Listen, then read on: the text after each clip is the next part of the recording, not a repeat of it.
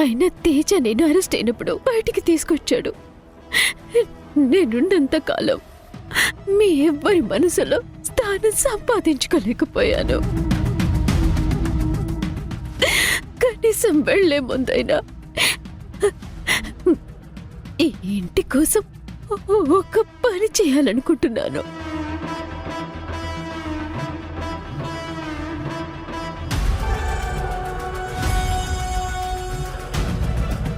నేను చేసిన తప్పులకి యష్ బలి కాకూడదు. అందుకే కోర్టులో అప్రూవర్గా మారిపోతాను.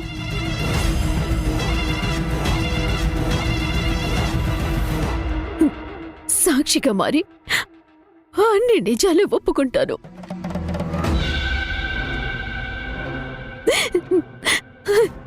నాకు శిక్ష పడినా పర్వాలేదు, కానీ ఆ శిక్ష ఏదో నా చేతులతో నేనే వేసుకుంటాను.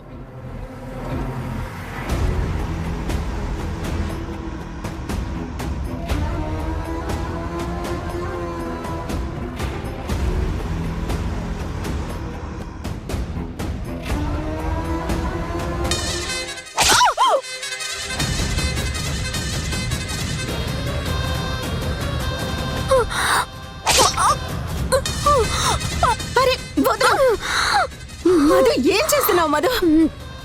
అత్తయ్య, నన్ను చావనివ్వండి అత్తయ్య. నేను ఎన్ని పాపాలు చేశాను, నా మీద నాకే అసహ్యంగా ఉంది.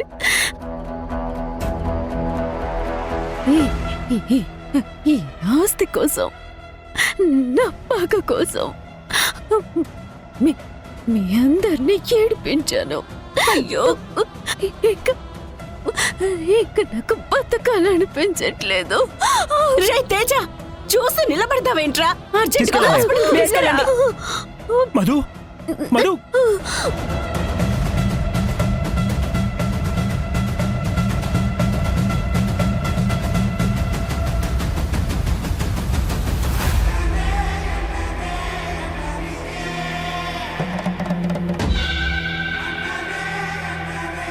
మధు ఇలా చేస్తుందని అస్సలు ఎక్స్పెక్ట్ చేయలేదు. తనలో ఈ మార్పు ఇది మార్పు అని నేను అనుకోనురా. నాకు ఎక్కడో తేడా కొడుతుంది. అప్రూవల్గా మారిపోతానంటూనే కత్తితో పొడుచుకుంది. మనల్ని నమ్మించే ప్రయత్నం చేస్తోందా అని నా అనుమానం. అసలా ఇదేదైనా కొత్త డ్రామా అంటావా? నాకు కూడా అదే అనిపిస్తుంది అత్తయ్య. ఇదంతా తను ఖచ్చితంగా ఆడుతున్న డ్రామానే. తను ఏంటో ఎలాంటి పనులు చేసిందో ఈ కళ్ళతో చూశాను సింధు.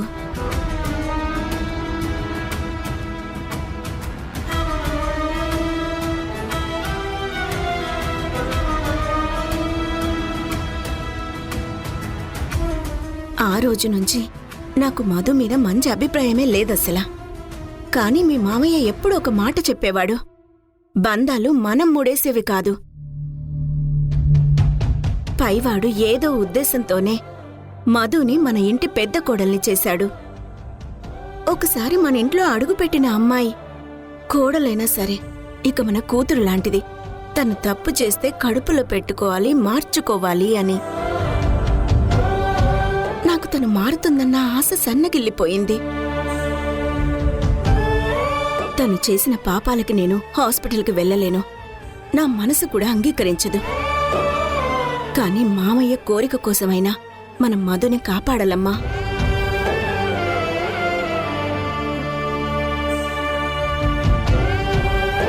మన కుటుంబం చెదిరిపోకుండా కాపాడగలిగే ఆ శక్తి నీ ఒక్కదానికే ఉందమ్మా.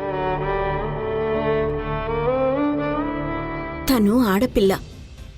సర్జరీ జరిగాక తనకేదైనా అవసరం ఉండొచ్చు. నువ్వు వెంటనే హాస్పిటల్కి బయలుదేరు. ట్రీట్మెంట్ దగ్గరుండి చేపించు. తన ప్రాణం మాత్రం పోకూడదు సింధు.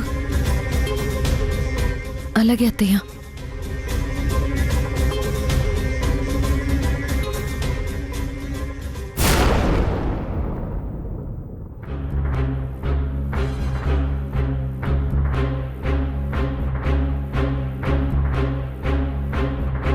తేజ,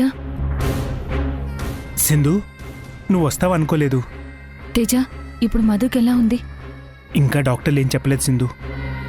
అయినా మధు ఇంత పిచ్చి పని చేస్తుందని నేను అస్సలు ఎక్స్పెక్ట్ చేయలేదు. ఆవేశంలో విడిపోదామన్నానే కానీ తను ఇలా కత్తితో పొడుచుకుంటుందని నేను ఊహించలేదు. సార్, పేషెంట్కి ట్రీట్మెంట్ అయిపోయింది. రక్తం కొంచెం పోయింది కానీ అర్థమైతే ఏమీ లేదు. మీరెళ్ళి మాట్లాడొచ్చు sir. Thank you sister. Okay sir. Sindhu, నాకేం మాట్లాడాలో అర్థం కావట్లేదు. మేమిద్దరం ఎలాగో విడిపోవాలనుకున్నాం. తను ఇప్పుడున్న పరిస్థితుల్లో ఏం మాట్లాడుతుందో, నేను ఎలా రియాక్ట్ అవ్వాలో నాకేం అర్థం కావట్లేదు.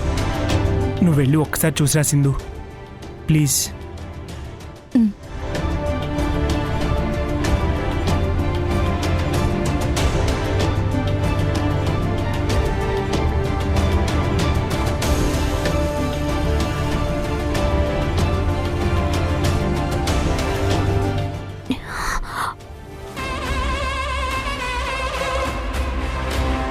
రా సిస్టర్, కూర్చో. పర్లేదు. ఏంటి, నా చావుని చుట్టానికొచ్చావా? డ్రామాలు వేయటం నీకే కాదు, నాకు కూడా వచ్చు అని అర్థమైందా ఇప్పుడు? చాలే మధు, అక్కడెవరూ నీ పర్ఫార్మెన్స్కి జాలి పడలేదు. నువ్వేంటో అందరికీ ఒక అంచనా వచ్చేసింది. ఇక నీ వేషాలు ఆపు. కేవలం మావయ్య కోసమే నేను ఇక్కడికి వచ్చాను. మావయ్య అంటే నీకు ఎంత ప్రేమ సింధు? ఆయన చనిపోయినా కూడా అంత గౌరవమిచ్చి ఇక్కడికొచ్చా. ఏయ్, చనిపోవడం ఏంటి? నిన్ను కూడా ఇలానే తిక్కగా మాట్లాడావు.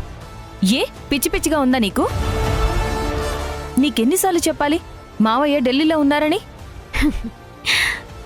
అందరికీ చెప్పే కదలే, నాకు చెప్పక సింధు. బాంబ్ బ్లాస్ట్ జరిగిన టైంలో మావయ్య ఎక్కడికి రాలేదా?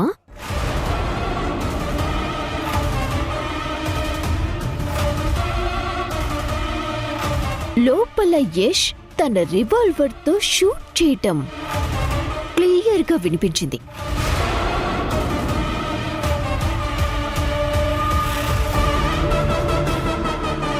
నిన్న మేము హాస్పిటల్కి ఎంక్వైరీకి వచ్చినప్పుడు ఎవరూ చనిపోయారని, తనని అంబులెన్స్లో తీసుకుని వెళ్లారని కూడా చెప్పారు. ఇప్పుడు చెప్పు సింధు, మావయ్య ఉన్నాడా పోయాడా?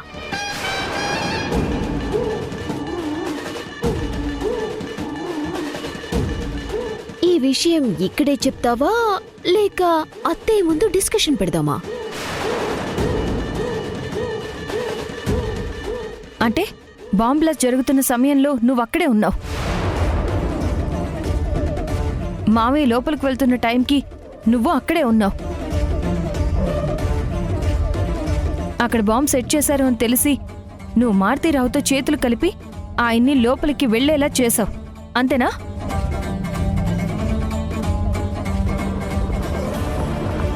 ఇప్పటిదాకా మావయ్య తిరిగి రాలేదంటే నువ్వు ఆ మారుతీరావు కలిసే మావయ్యని ఎక్కడో దాచారు. హే, ఏం మాట్లాడుతున్నావు? నేను దాయటమేంటి? నీకంతా తెలిసినప్పుడు మావయ్య ఎక్కడున్నారో కూడా తెలియాలి కదా. చెప్పు, ఎక్కడ దాచావు? అడుగుతుంది నిన్నే, సమాధానం చెప్పు. సింధు, నువ్వు అనవసరంగా నన్ను ఇరికించాలని చూస్తున్నావు. నిజం రాబట్టాలని చూస్తున్నాను. నువ్వు చెప్తావా అత్తయ్య ముందు డిస్కషన్ పెడదావా?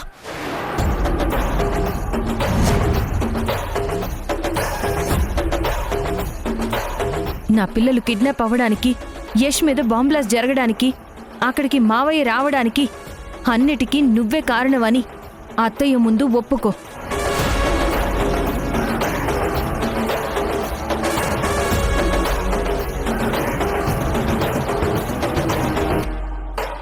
ఒక్క వేలు నా వైపు చూపిస్తే ఇంకో 4 వేళ్లు నీ వైపు చూపిస్తాయని తెలుసుకో. అవును, హాస్పిటల్ ఎంక్వైరీ అంటున్నావు. అక్కడ మావయ్య చనిపోయారని నీ దగ్గర రుజువుందా?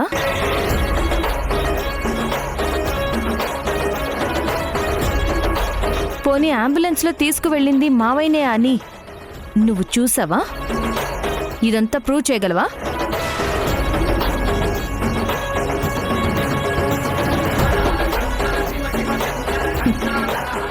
అయితే నీ ఊహలకి చెక్ పెట్టి వాస్తవంలోకి రా మధు. ఇప్పుడు చెప్పు, మావయ్య ఎక్కడున్నారు? అదే నేను అడుగుతున్నాను, మావయ్య ఎక్కడున్నారు అని. అది చెప్పాల్సింది నువ్వు. ఎక్కడ దాచిపెట్టారు మా మావయ్యని? మళ్ళీ ఏం ప్లాన్ చేస్తున్నారు? నేను ప్లాన్ చేయడం ఏంటి? ఆయన ఎక్కడున్నాడో తెలియకే కదా నిన్ను అడుగుతుంది. హాస్పిటల్కి వెళ్ళింది, అక్కడ డెడ్ బాడీ అంటే ఏయ్, మళ్ళీ మళ్ళీ డెడ్ బాడీ అనకో. మావయ్య సేఫ్గా ఉన్నారు, కానీ ఎక్కడున్నారో నీ చేతే చెప్పిస్తాను. ఇప్పుడు నేను నాతో పాటు ఇంటికి తీసుకెళ్తాను, కానీ తీసుకుని వెళ్ళేది నీ కోసం కాదు, మా మావయ్య కోసం. మా మావయ్య క్షేమంగా ఇంటికి వచ్చే వరకు నువ్వు నా కనుసైగల్లోనే ఉండాలి. లేదంటే నీ మీద kidnap case, murder attempt case పెట్టి జైల్లో పెట్టిస్తాను. జాగ్రత్త. ఇక్కడ నేనే తగ్గి నిన్ను ఇంట్లోకి తీసుకెళ్తాను. మిగతా లెక్కలు అక్కడే తేల్చుకుందాం సిస్టర్. ఇదేంటి, నేనేదో చేశానని ఇది నన్నే నమ్మిస్తోంది? మావయ్య కోమాలో నుంచి లేచే వరకు ఈ ఇల్లు తప్ప నాకు ఇంకో దిక్కు లేదు. ప్రస్తుతానికి ఇంటికి వెళ్ళి అక్కడే తేల్చుకోవాలి. తగ్గుతాను అనేది కదా, తన రూట్లోనే నేను వెళ్తాను.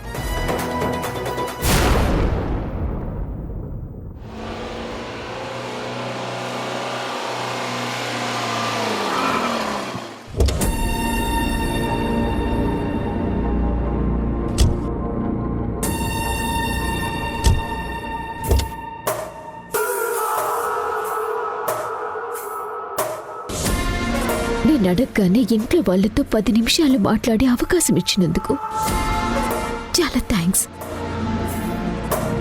నువ్వు కోరుకున్నట్టే మీ అందరి దగ్గర సెలవు తీసుకొని ఇంట్లో నుంచి వెళ్ళిపోవాలనుకుంటున్నాను. చాలా థ్యాంక్స్ సింధు.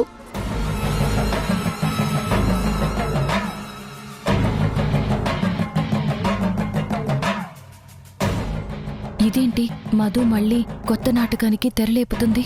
తన రూట్లోనే వెళ్ళి దెబ్బ కొట్టాలి. హాస్పిటల్లో ఈరోజు ఒక చెల్లిలా నా పక్కనే నిలబడ్డావు. ఇంక నేను వెళ్ళొస్తాను.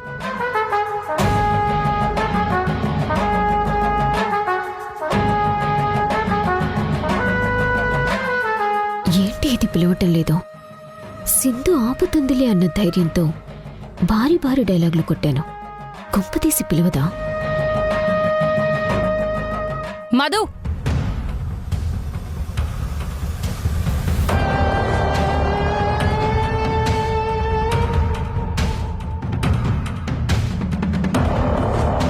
ఎక్కడికి వెళ్తావు నువ్వు? ఒక పక్క నీ ఆరోగ్యం కూడా బాగోలేదు. నువ్వెన్ని చెత్త పనులు చేసినా నువ్వు ఈ ఇంటి పెద్ద కోడలివి. ఆ స్థానానికి గౌరవం తెచ్చేలా ఇక మీదటుండు. లోపలికి వెళ్ళు. వద్దులే సింధు, నేను ఆ స్థానానికి అర్హురాల్ని కాదు. అపవిత్రమైన నేను ఈ పుణ్యక్షేత్రం లాంటి ఇంట్లోకి అడుగు పెట్టకూడదు. నన్ను వెళ్ళిపోనివ్వు. ఎక్కడికో ఒక చోటికి వెళ్ళిపోయి నా పాపాలు నేను కడుక్కుంటాను.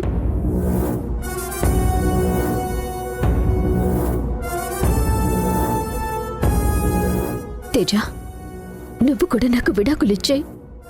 నేను చేసిన తప్పులకి నాకు ఈ ఇంట్లో ఉండే అర్హత లేదు. సింధు, నేను వెళ్ళిపోతాను. ఎక్కడికి వెళ్ళొద్దు మధు.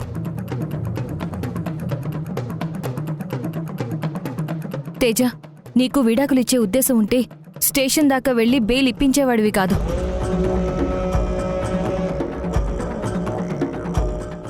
లేదు సింధు, కేవలం నేను మన ఇంటి పరువు గురించి ఆలోచించే దీన్ని బయటికి తీసుకొచ్చాను. ఇది జైల్లో ఉంటే పలానా వాళ్ళ కోడలు జైల్లో ఉందని అందరూ మాట్లాడుకుంటారని బామ్మ అంది. అందుకే బెయిల్ మీద బయటికి తీసుకొచ్చాను. ఇప్పుడు విడాకులు ఇచ్చాక మన ఇంటి పేరు తన ముందు నుంచి పోతుంది. ఆ తర్వాత తను ఎట్టిపోతే నాకేంటి?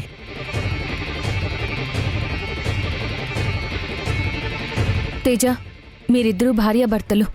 ఇప్పుడు కోపం మీద నువ్వు విడాకులు ఇవ్వాలని అనుకోవచ్చు, తర్వాత నువ్వెవరితోనూ జీవితం పంచుకోలేవు.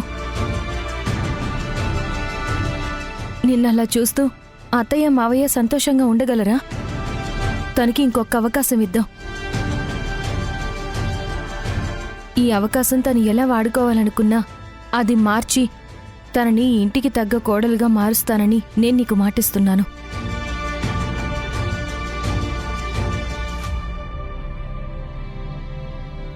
ఎంత గొప్ప మనసే నీది.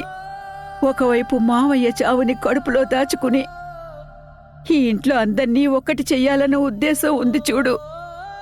నిజంగా నువ్వు దేవతవి. సింధు, నా వల్ల ఈ ఇంట్లో ఎప్పుడు గొడవలే. నేను వెళ్ళిపోవటమే అందరికీ మంచిది. అత్తయ్య నా మొహం చూడటానికి కూడా ఇష్టపడటం లేదు. నువ్వు చేసిన పనులకి నిన్నింట్లో వాళ్ళు నమ్మాలంటే కాస్త సమయం పడుతుంది. ఇంత జరిగినా సింధు నువ్వు ఇంట్లో ఉండాలి అంటుందంటే ఏదో ఒక కారణం ఉండే ఉంటుంది. దానికి గౌరవం ఇచ్చి నువ్వింట్లో ఉండడానికి మేం ఒప్పుకుంటున్నాం.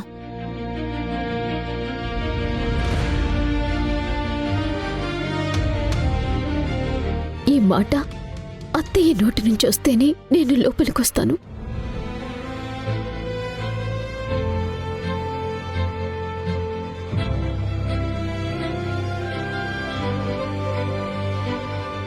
తేజ, నీ భార్యను తీసుకొని లోపలికి వెళ్ళు. ఇప్పటి వరకు జరిగినవి చాలు. ఇక మీదైనా తను బుద్ధిగా ఉంటే అదే 10,000. అలాగే అమ్మా.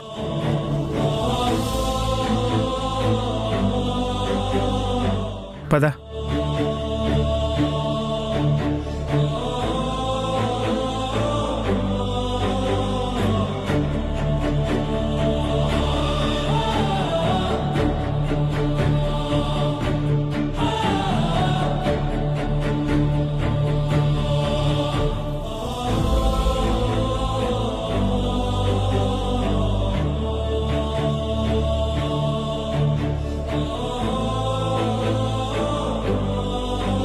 కేవలం నేను చెప్పానని భాగ్యం అత్తయ్య తనని ఇంట్లోకి రానిచ్చారు.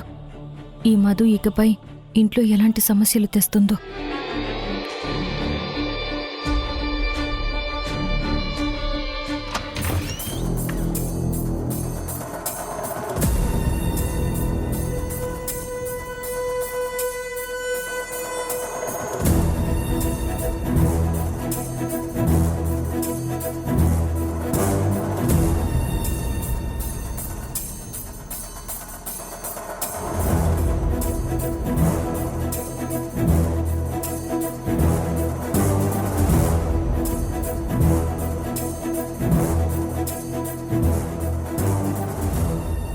మరి నన్నంత అసహ్యంగా చూడకు తేజ. నీ పరిస్థితుల్లో నేనుంటే హాస్పిటల్కి కూడా తీసుకెళ్లేదాన్ని కాదు. నువ్వు నాకిచ్చిన ఈ 2వ అవకాశాన్ని ఇక మీద చేయి చాచుకోను. జీవితాంతం నీ చేయి వదలను. ఈ ఒక్కసారికి నన్ను నమ్ము. ఇన్ని రోజులు నీ గురించి తప్ప నేను ఎవరి గురించి ఆలోచించలేదు. నా గురించి కూడా ఆలోచించుకోలేదు. ఇప్పుడు నువ్వు చెప్పిన ప్రతి మాట నిలబెట్టుకుంటే నిజంగా నేను సంతోషిస్తాను. కానీ నిన్ను పూర్తిగా నమ్మడానికి కొంచెం టైం పడుతుంది. నేను వెళ్ళి జ్యూస్ తీసుకొస్తాను.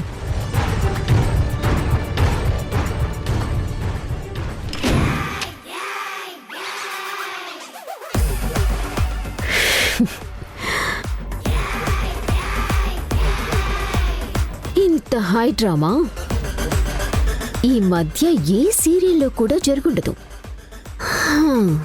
మొత్తానికి ఇలా అయితే తిష్ట వేయగలిగాను. సింధు, ఇప్పుడు నీ ప్రాణం, నీ భర్త ప్రాణం, నీ అత్తయ్య గారి ప్రాణం అన్నీ నా చేతుల్లో ఉన్నాయి. నేను ఇప్పుడు ఎలా ఆడిస్తే నువ్వు అలా ఆడాలి. ఎన్నాళ్ళు నువ్వు నన్ను ఆడించావు, ఇప్పుడు నా వంతు.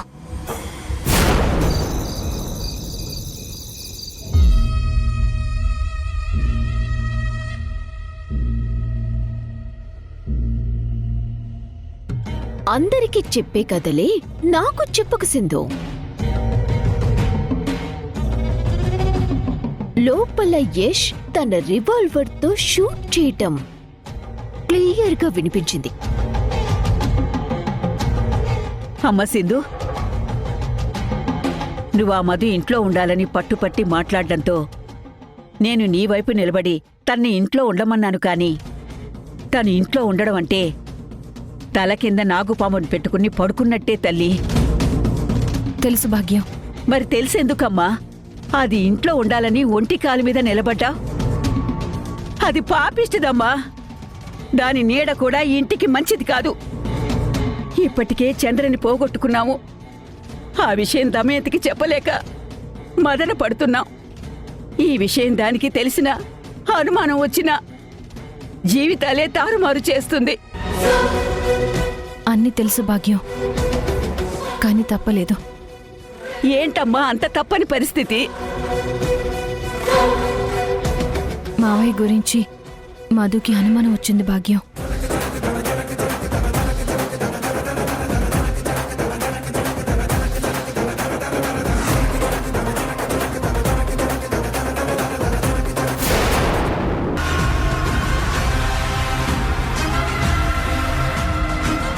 భాగ్యం నాన్న ఫోటోను చూస్తూ ఏడుస్తోంది.